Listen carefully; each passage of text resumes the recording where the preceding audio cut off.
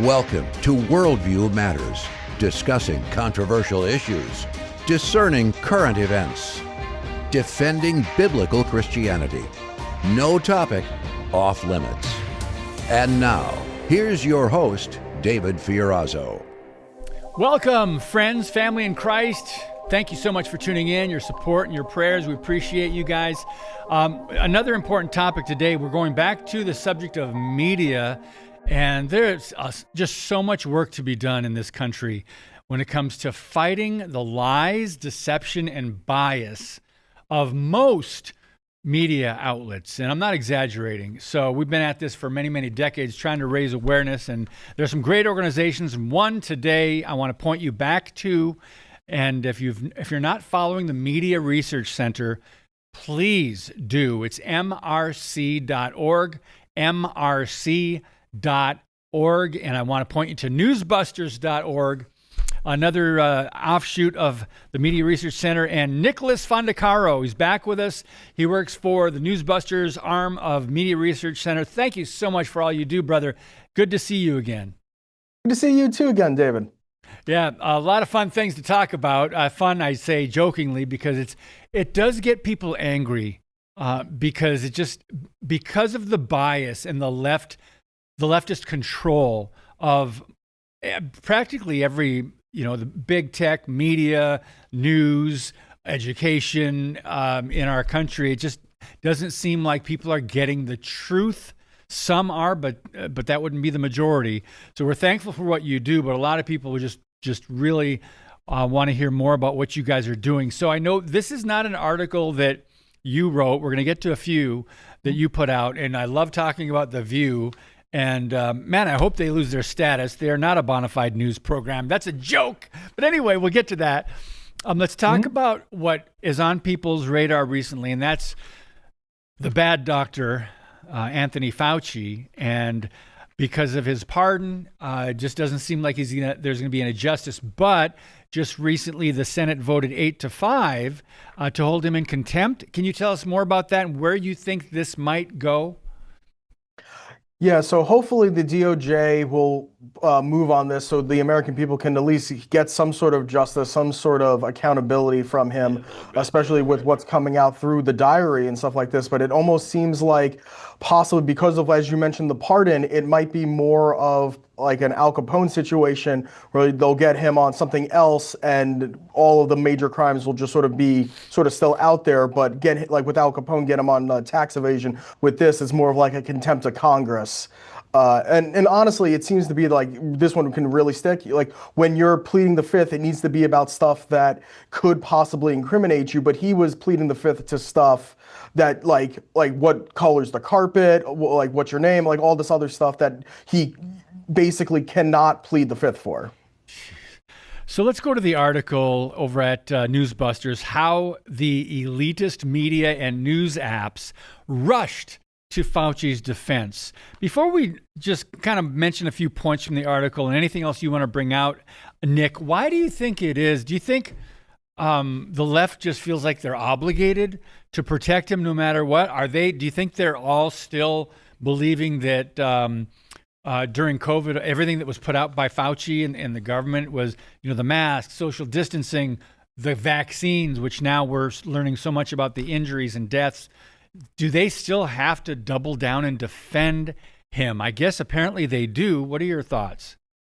Yeah, I do think that they have to double down and defend him because they hitched their wagon to him during all of this, right? He became the face of obviously the briefings and stuff like that, but he became through them. He became the sort of like the counter to Trump. When Trump would do the press briefings and say something, they would all run to him to get the counter, make him be the face of the science and like I am the science and all that.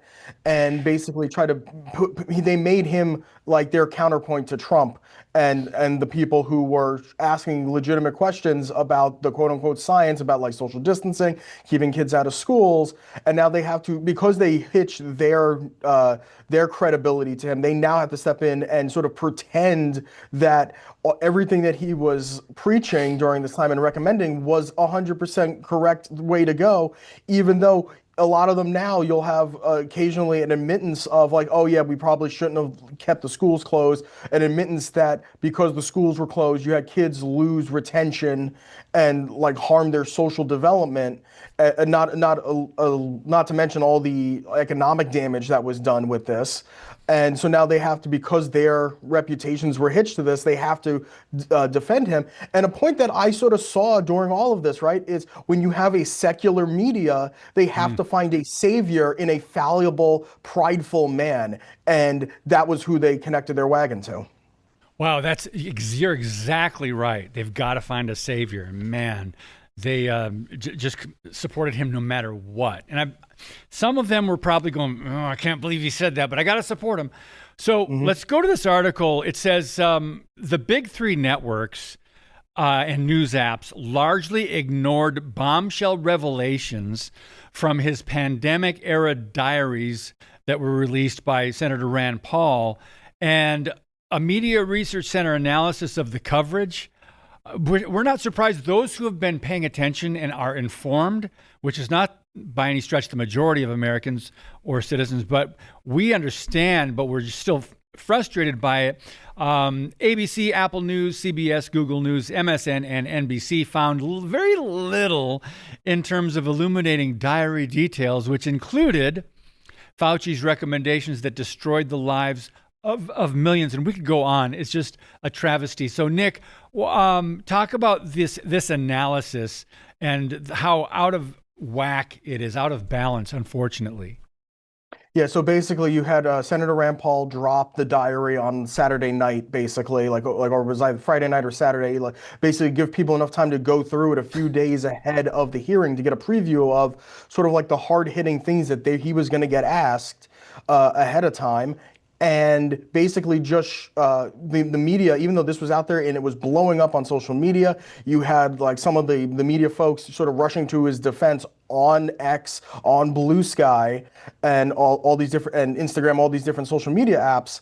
But when it came to their morning and evening newscasts, like on ABC, CBS, NBC, they didn't want to touch it at all. So you basically had them ignoring it basically until the hearing happened. And then suddenly this hearing that just happened to pop up out of nowhere, barely giving even a run up to it. So for their viewers who may just only get home and watch ABC nightly news when they're eating dinner, they were basically blindsided by this until the hearing happened. And then once it happened, they covered it for a combined like 27 minutes, and I believe it's but basically a combined 27 minutes. And essentially they just only covered it after the hearing happened. And even then it was, oh, Republicans are pouncing on him, they're attacking him, they're needling him, basically doing it as like him facing down the lions in the arena of like the Republicans trying to maul him through rancor and discourse. So I want to quote Media Research Center President David Bozell, who's quoted in this article. The Fauci diaries should have been one of the biggest stories of the year. Instead of investigating what the diaries revealed, the elitist media and the news apps went into full-blown protection mode, and they downplayed the bombshell disclosures. Nick, I'm sure they would have done the same if that was Trump's diaries, right? Oh, absolutely not. These were the same people who were like sort of salivating when his financial disclosures were leaked from the IRS to the New York Times, and they were quick to publish basically his private materials. This was Fauci's public materials, basically because they were owned by the federal government. These notes were basically kept on his government-issued devices, his computer. And now I think we're about to get a bit more of those from him, because apparently I saw some reports that the committee now has the government-issue iPhone that he was given. So we're probably going to get some more messages that were being sent, like the exact messages that were being sent between him and a lot of these media folks who, for instance, you had Jake Tapper, who Fauci in his diary was admitting that he was feeding him questions to be hostile to another member of, I believe, one of the other members of the Joint Task Force, who they were apparently butting heads behind the scenes, and he was feeding Fauci this hostile line of attack so that way he can be grilled on it in public. Wow. So corrupt. And I just want to wrap this up before we get to a couple of your articles, Nick, at NewsBusters, by saying, World News Tonight and Good Morning America boasted of Fauci as the man millions of Americans turned to for answers during the COVID pandemic. And now they're saying, well, now he's being needled by Republicans, even though he served in government for 54 years and has testified. Even GMA co-host George Snuffleupagus, who, put in his 2 cents, he's been a political hack for way too many years. And he said, it's just a signs of the times that a hearing could be as partisan as it gets. Well, they're pointing the finger, but they're not looking at themselves and how they report on any Republican in politics, or especially Trump. Oh, exactly. This is from the guy who ended up getting ABC sued for defamation, and then the network had to settle it because of him and his big mouth saying nasty stuff about Trump being found guilty of rape and all that stuff. So this is the guy who also was a Bill Clinton a White House aide, and he with all of those hearings and stuff like that. So basically, it's really rich for Stephanopoulos to sort of mention this. And I should also note about the news apps. Basically, you had Apple News, Google News, and MSN. They had to basically immediately in the hour or so after the hearing happened. They only had about 10 stories on the hearing, so they kind of kept the hearing tamped down. There was one Fox News citation that they were pushing. I believe it was Google News was pushing to its readers. But then after about an hour after the hearing, it actually dropped to the very bottom of the list where people could barely find it. So this is sort of how even the critical stories that are going out there, they'll put them out there for a little bit so organizations like NewsBusters and the Media Research Center can be like, oh, look, there is a story about it. And then once we put out an initial report about the coverage, they can just pull that down and then they're back to business as usual. But we're onto them and we're able to find it when they move it. That's the game. That's the game, friends. People, I think Americans no longer remember the principles of journalism from back in the day. And it's just such a disappointment. I mean, that's a lack of a better word, but let's go to one of your articles here. It's going by quickly today. We love talking about the View. And by the way, over on your Facebook page at Media Research Center, I want to quote the theologian Joy Behar, who said, you're not voting for Republicans, you're voting for a cult. Now, she said that a couple of years ago, but I mean, just the fact that they actually think they're a news show, the View, the liberal, leftist, Democrat, socialist View, they don't share views, plural. I mean, just look at the guests. You've done a lot of stories on this, Nick. In this case, it's the liberal echo chamber, ABC's The View.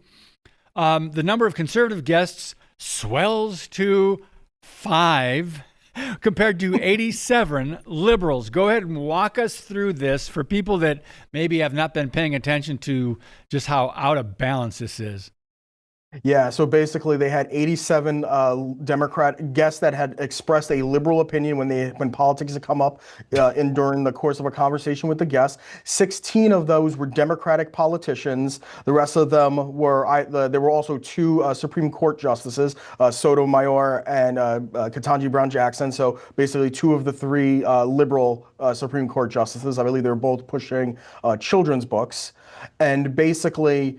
Then for the Republican side or the conservative side, you had somebody who isn't really a conservative. It was actress Cheryl Hines, who, because her husband is Robert F. Kennedy Jr., they basically used her as a punching bag in lieu of having her husband on the show. So basically she was defending her husband and Trump's policies with Make America Healthy Again. So she essentially became conservative because she was defending her husband's politics and thus Trump's politics. Then you had MTG, who was on 3 times, but only one of her appearances were counted as conservative. That was before she sort of made her switch to attacking Trump and Republicans. They basically had her on so she can attack Republicans. And 2 of the 3 times they were actually trying to court her to become a Democrat for them. And then you had Spencer Pratt, and then J.D. Vance was the most high-profile Republican that they had on the show. So just putting up this graphic, 87 to 5, and I like the word you said is swelled to 5 conservative guests. Let me quote the MRC president, David Bozell, again, he said, the guest ratio proves the show is not diverse at all. It's a Democrat Socialist Party infomercial. And friends, every show is. I don't watch it. I hope and pray if you're Christian, conservative, patriotic, Republican, I mean, maybe you want to watch it so you have ammo, but don't waste your time. I hope you're not supporting or watching The View. But so what's going to happen? There's, I think I read sometime there's something coming up in the next couple of weeks. There's a decision, was it by the FCC? What's going on with that? Yeah, so there's a decision from the FCC coming up in the next few weeks.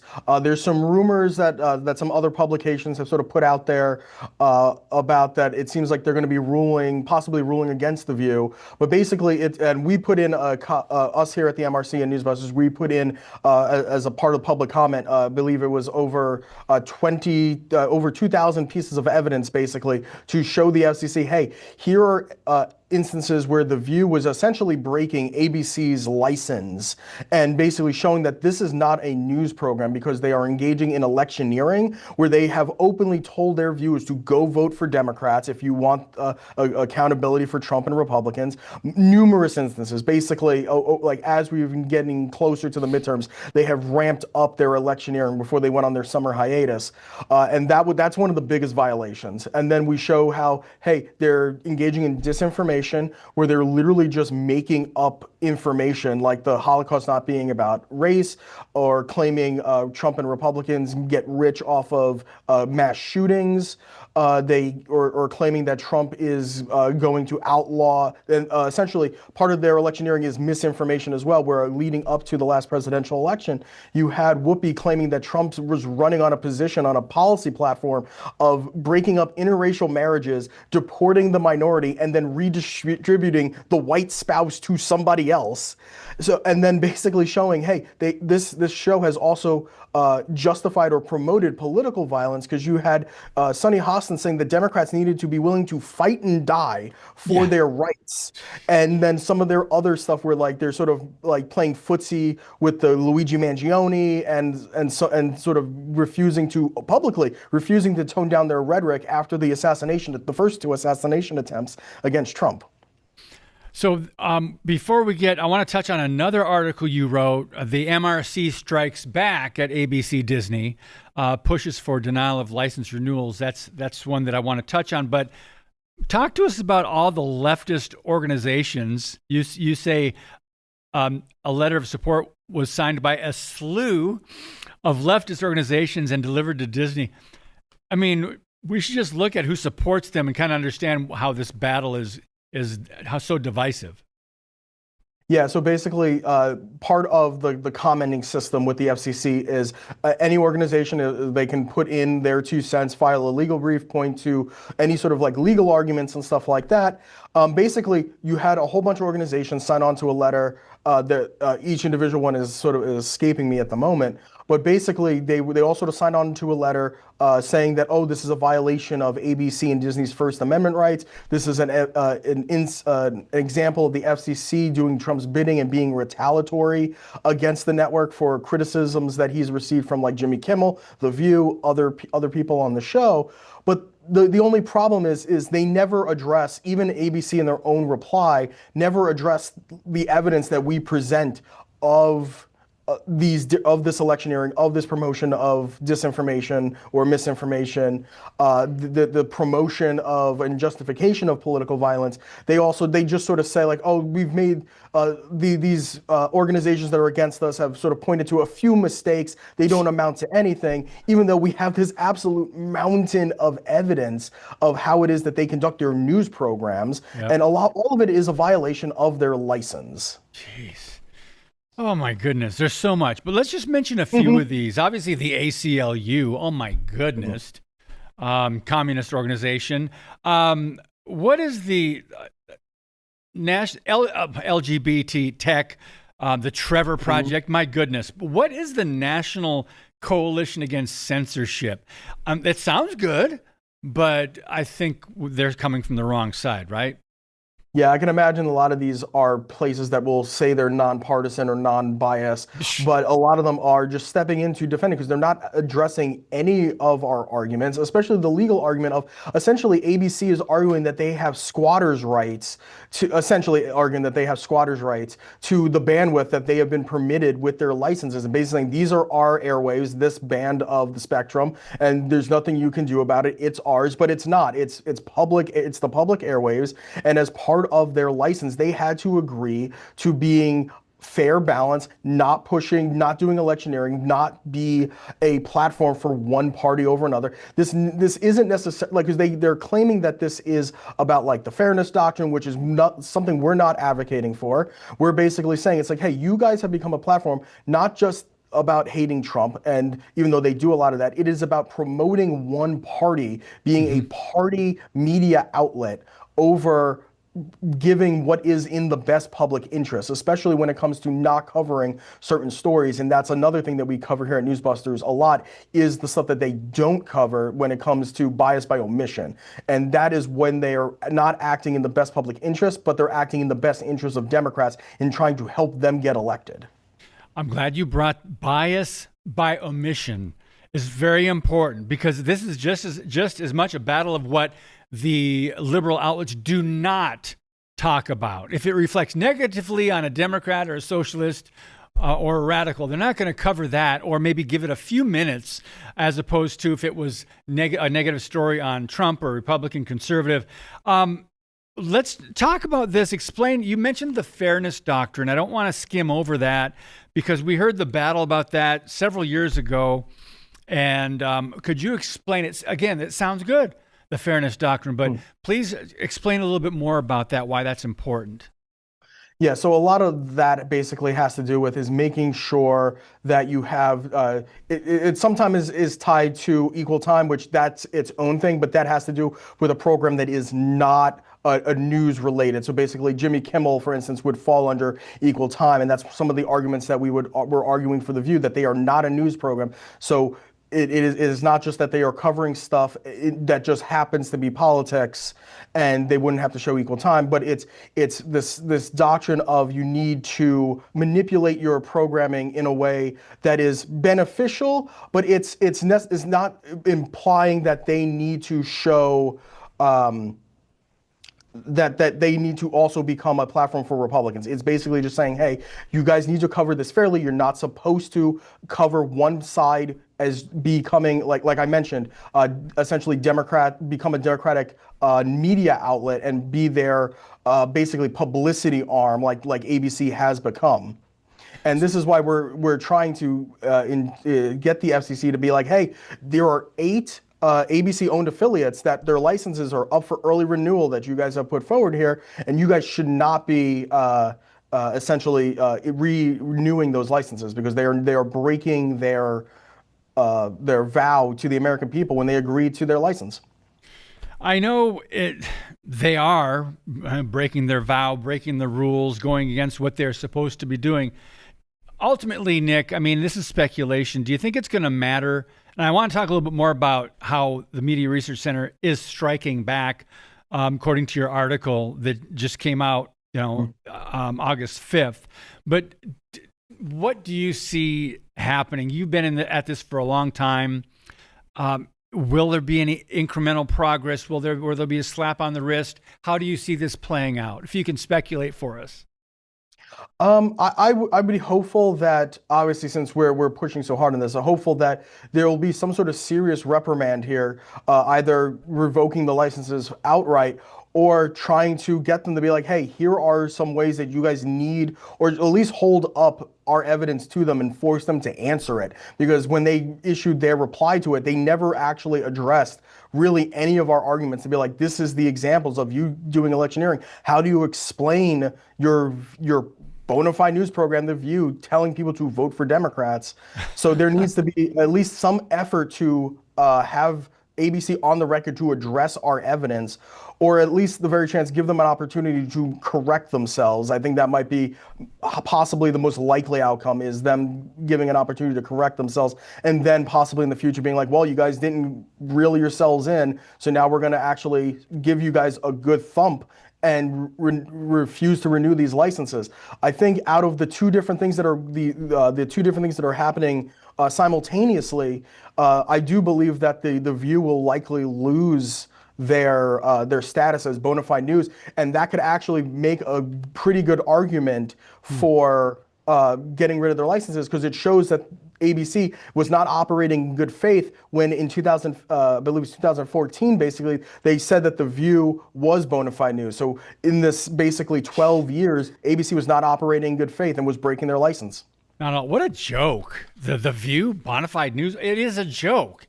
It's comedy or entertainment or whatever, but it is definitely one-sided.